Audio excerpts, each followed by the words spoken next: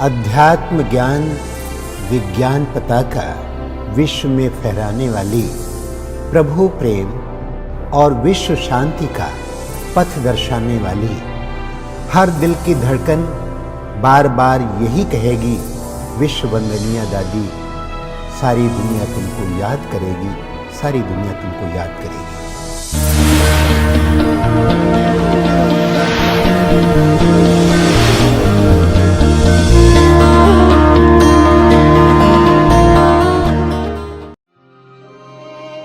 1916 इतिहास का वह दिन जब परमपिता परमात्मा ने अपने बगिया के सबसे खूबसूरत फूल को इस धरती पर भेजा।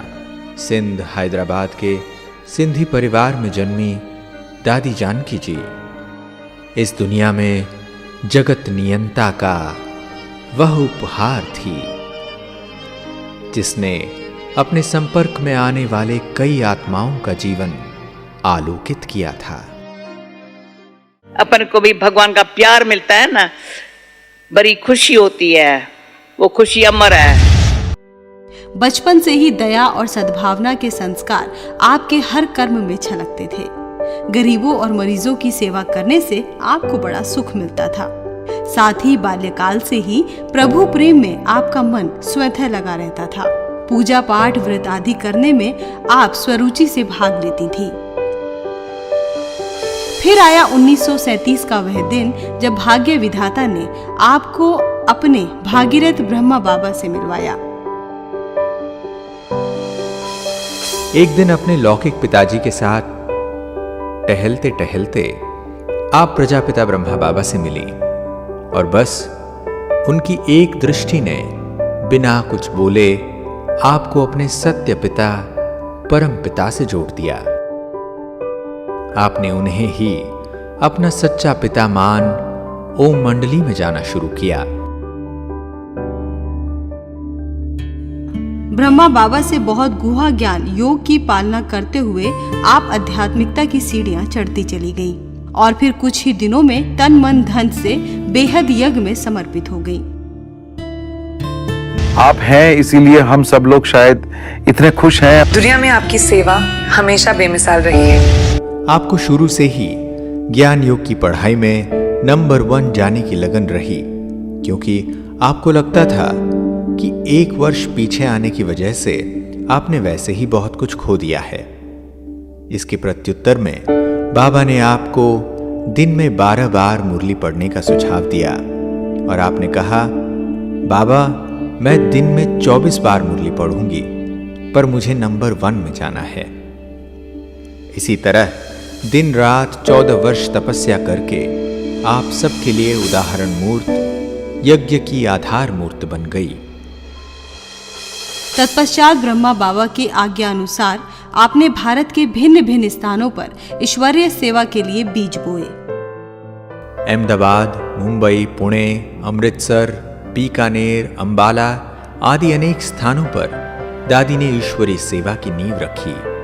साकार बाबा के अव्यक्त होने के पश्चात आपने बाप दादा की श्रीमत प्रमाण विदेश सेवा में परमात्मा अलख जगाने की तैयारी की और सन 1971 में 7 समंदर पार ईश्वरीय सेवाओं के बीज बोने चल पड़ी।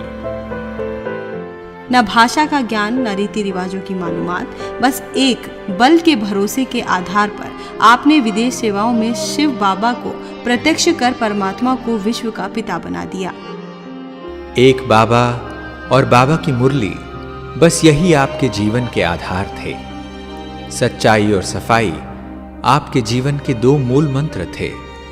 सब कुछ करते हुए भी सदा न्यारी और भगवान की तथा सबकी प्यारी बनी रही।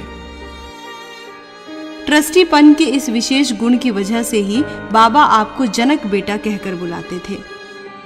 विदेश के कोने कोने में दादी परमात्मा प्रत्यक्षता का झंडा लहराना चाहती थी। इसीलिए अपने जीवन के लगभग 40 वर्ष दादी जी ने विदेश सेवा को अर्पित कर दिए। तब उन्हें सब विदेश की दादी के नाम से ही जानते थे।